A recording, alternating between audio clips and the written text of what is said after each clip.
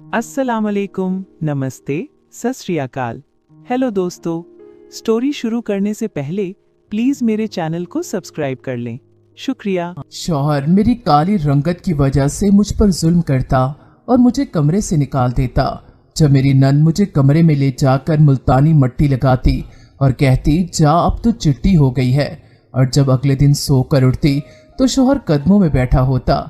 जिंदगी अच्छी हो गई थी, पर मुझे तजस्सुस था कि आखिर इस मुल्तानी मट्टी में क्या है।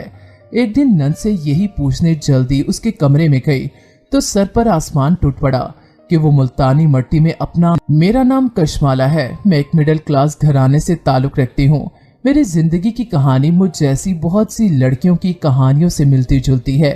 मेरे अब्बू एक नौकरी पेशा इंसान थे और मेरी अम्मी घर में मोहल्ले वालों के कपड़े सीती थी। हम 3 बहन भाई थे। मेरे से बड़ी एक बहन और भाई था। मैं सबसे छोटी थी। हम सब बहन भाई अभी पढ़ रहे थे। मेरी रंगत दूसरों की तरह साफ नहीं थी, मगर मेरे घर वालों ने कभी मुझे इसका एहसास नहीं होने दिया और सब मुझसे बहुत प्यार करते थे। मैं अभी कॉलेज में पढ़ती थी। मेरे साथ एक लड़की पढ़ती थी। हम दोनों की जल्द दोस्ती हो गई। मैं और वो हर वक्त कॉलेज में साथ साथ रहते थे। जिंदगी के दिन काफी अच्छे गुजर रहे थे। हम सब खुश थे अपनी जिंदगियों में। इन्हीं दिनों की बात है, मेरी क्लास फेलो की शादी थी। हम सब दोस्तें इस शादी में जा रही थी। मैं भी अपनी दोस्त नाजिया के साथ इस शादी में जा रही थी। मैं और नाजिया बहुत सा तैयार होकर शादी वाले घर में पहुंचे। वहां हर तरफ गहमा गहमी थी। मैं एक जिंदा दिल लड़की थी और मुझे इस तरह की तकारीब बहुत पसंद थी।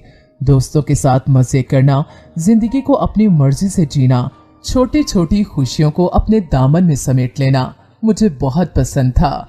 शादी का घर बहुत खूबसूरती से सजा हुआ था। हर तरफ बरकी कमकमे लगे हुए थे। हम सब दोस्तें अंदर की तरफ बढ़ गईं।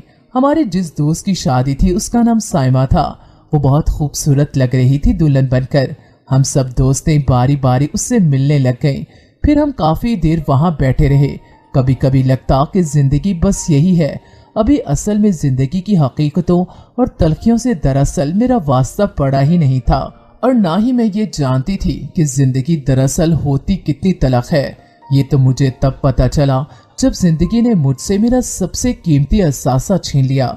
मेरी माँ मेरी जिंदगी थी, और वो एक दिन अचानक मुझसे बहुत दूर चली गई। इतनी दूर जहाँ से कभी कोई चाहकर भी वापस नहीं आ सकता। अभी कुछ दिन पहले ही की तो बात है कि वो हमारे साथ ठीक ठाक बातचीत कर रही थी। मुझसे मेरे इम्तिहानों के बारे में पूछ रही थी। मैं भी उन्हें बता रही थी कि कब मेरे इम्तिहान शुरू हो रहे हैं और मेरी कितनी तैयारी है। और हमारे सामने बैठे बैठे एकदम उनकी तबीयत बिगड़ गई और हमें फौरी तौर पर उन्हें अस्पताल ले जाना पड़ा, जहाँ डॉक्टर्स ने उन्हें इमरजेंसी में फौरन मुंतकिल किया। हम सब बाहर बैठे दुआएं मांग रहे थे कि हमारी माँ ठीक हो जाए। 18 घंटे गुजर चुके थे, मगर डॉक्टर्स कुछ नहीं बता रहे थे। मेरी हालत काफी खराब हो चुकी थी। मेरी बहन मुझे लेकर घर आ गई और मुझे दवा देकर सोने के लिए लटा दिया। मैं सोई हुई थी कि मुझे एक अजीब ख्वाब आया। मैं एकदम डर कर उठ गई और बहन से जिद की कि मुझे अम्मी के पास अस्पताल जाना है। वो मुझे लेकर वहां चली गई। हम जैसे ही वहां पहुंचे तो मुझे पता चला कि मेरी माँ हमसे हमेशा हमेशा के लिए बिछड़ गई हैं। मैं एकदम मुंह पर हाथ रखकर वहीं जमीन पर बैठती चली गई। मुझ पर गोया क़यामत से टूट पड़ी थी। अगले कई घंटे मैं बेहोशी की हालत में रही थी।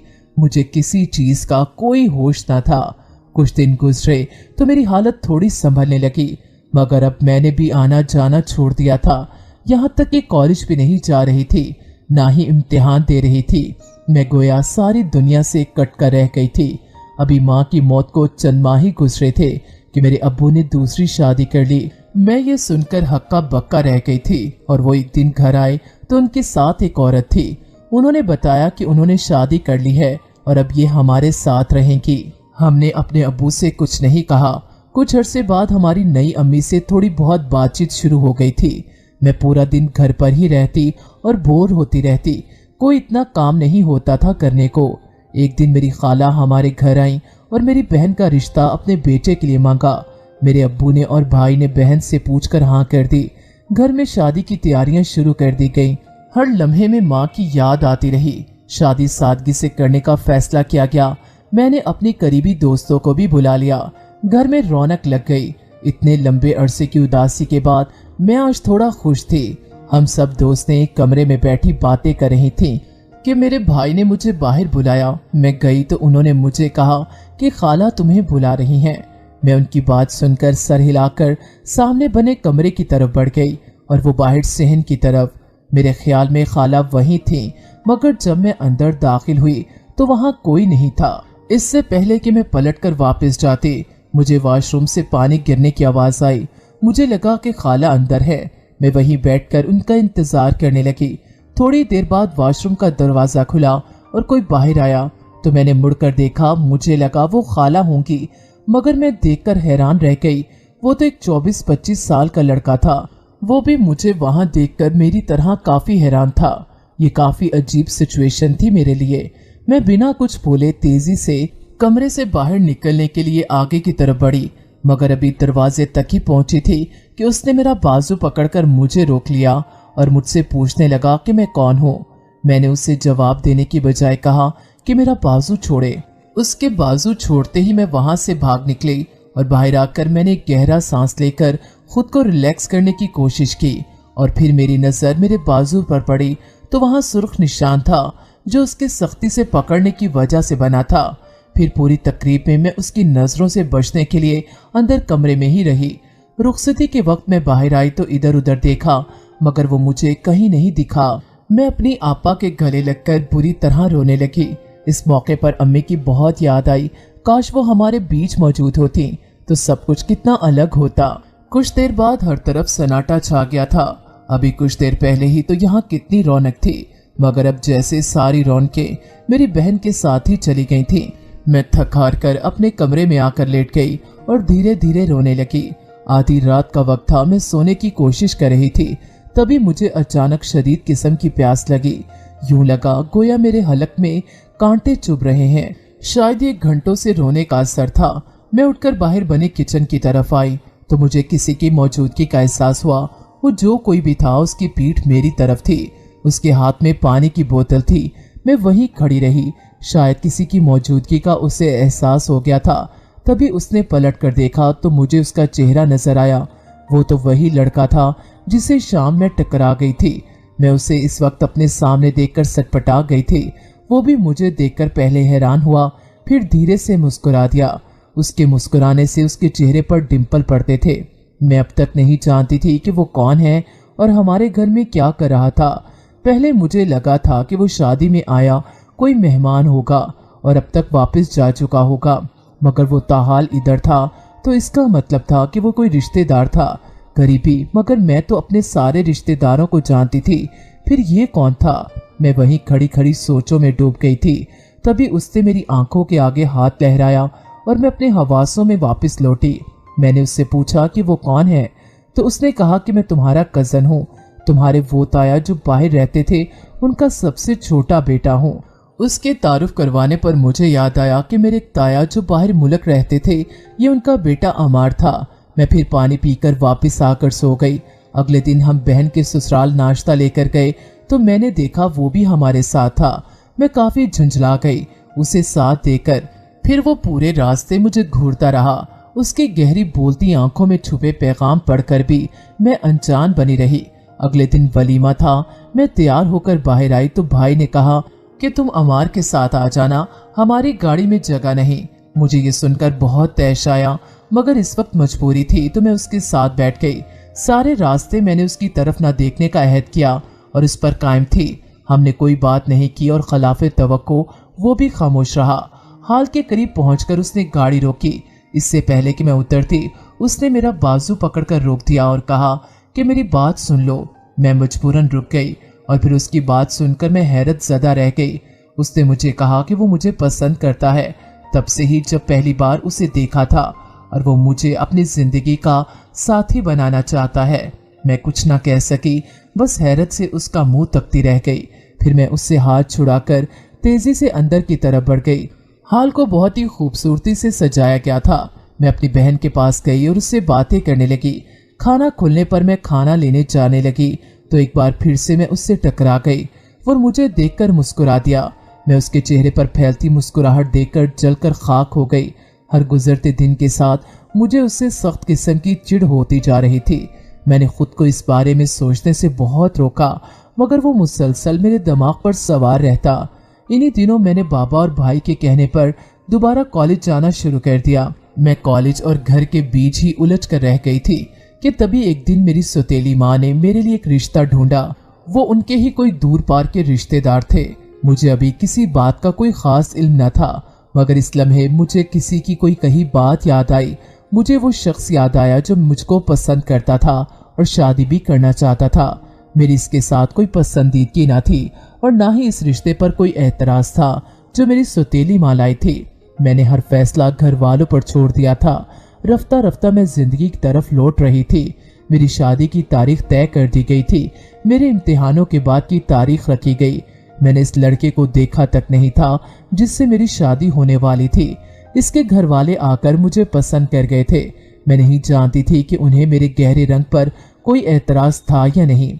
मैं बस शादी की तैयारियों में मसरूफ हो गई थी। अगले महीने ही मेरी शादी थी। मैं शॉपिंग वगैरह से अभी फारिग नहीं हुई थी। फिर इस सब में मसरूफ पता ही न चला कि कब शादी का दिन सर पर आ गया। आज मेरी शादी थी। मेरे दिल में बहुत से खदशात थे कि जब मुझे वो देखेगा तो न जाने क्या कहेगा और वो कैसा होगा। मैं एक अनजान खानदान में कैसे रहूंगी। इन्हीं सब खदशात में घिरे मेरी रुखसती हो गई। शौहर मेरी काली रंगत की वजह से मुझ पर जुल्म करता और कमरे से निकाल देता। जब मेरी नंद मुझे कमरे में ले जाकर मुल्तानी मट्टी लगाती और कहती, जा अब तू चिट्टी हो जाएगी, और जब अगले दिन सोकर उठती तो शौहर कदमों में बैठा होता। जिंदगी अच्छी हो गई थी, पर मुझे तजस्सुस था कि आखिर इस मुल्तानी मट्टी में क्या है। एक दिन नंद से यही पूछने जल्दी से उसके कमरे में गई तो सर पर आसमान टूट पड़ा कि वो मुल्तानी मट्टी में अपने थूक डालकर मिला रही थी। मुझे ये देखकर एकदम कराहत आई और मैंने उससे कहा कि क्या तुम रोज यही करती हो? तो उसने कहा कि हाँ। मैं जल्दी से वहां से बाहर निकल आई। रात भर मैं उसकी इस हरकत के बारे में सोचती रही। तब उसने मुझे कहा कि मैं ये खुद भी लगाती हूँ। हमारे मोहल्ले में एक औरत थी, उसे सीखा था मैंने ये। मैंने उसकी किसी बात का कोई जवाब न दिया। मेरी रंगत वापस गहरी हो गई और अब मेरे चेहरे पर दाने भी बनने लगे थे। तभी मैंने एक दिन अपनी बहन से कहा कि मैं अपनी जिंदगी से बहुत तंग हूँ। उसने मुझे तसल्ली दी और सब्र करने को कहा, मगर हर गुजरते दिन के साथ मेरी अजियत बढ़ती जा रही थी। मेरा शौहर हर रोज मुझे ठुकरा कर मेरी नफी करता था और ये सब मुझे सहना बहुत मुश्किल लगता। मैं एक दिन तंग आकर घर से ही भाग गई। मुझे नहीं पता था कि मुझे कहाँ जाना है। मैं बस भागती जा रही थी। फिर मुझे मेरी दोस्त का ख्याल आया। मैं उसके घर चली गई। वो मेरी हालत देखकर रोने लगी। मैं कुछ दिन उसके पास ही रही। मेरे घर वाले मेरे गायब हो जाने पर काफी परेशान थे। फिर मेरी दोस्त ने मेरी बहन को बताया कि वो उसके पास है। अगले दिन मेरे अब्बू और भाई आकर मुझे अपने साथ ले गए और मुझसे पूछा कि क्या हुआ था। मैंने रोते हुए उन्हें सारी बात बताई तो वो बहुत गुस्से में आ गए और मेरे शौहर को बुलवाया।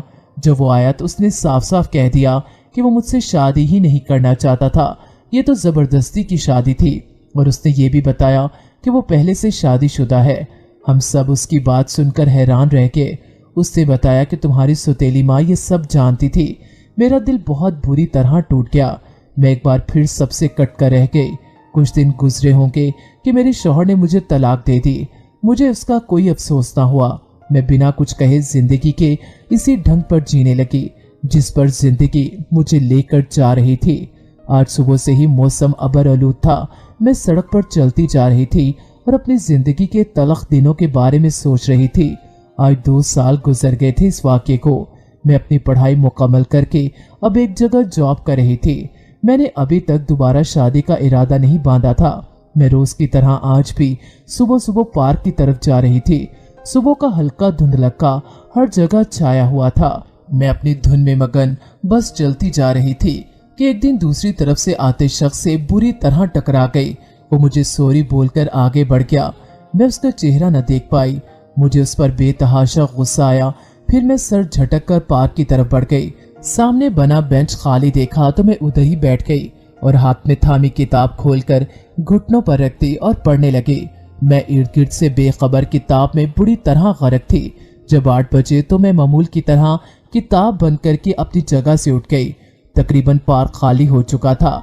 ये वक्त स्कूल और ऑफिस वगैरह जाने का था। मुझे भी 9 बजे निकलना था। मैंने सबसे पहले गहरा सांस लेकर सुबह की ताज़ा हवा खुद में उतारी और फिर वापसी के लिए अपने कदम बढ़ा दिए। वापसी पर मुझे यूं लगा गोया कोई मेरा पीछा कर रहा हो। थोड़ा आगे जाकर मैं रुक गई और वापस मुड़कर देखा तो वहां कोई भी नहीं था। मैं भी उससे अपना वहम जानकर घर की तरफ बढ़ गई। घर पहुंचकर मैंने नाश्ता बनाकर नाश्ता किया और फिर तैयार होकर अपने ऑफिस के लिए निकल गई।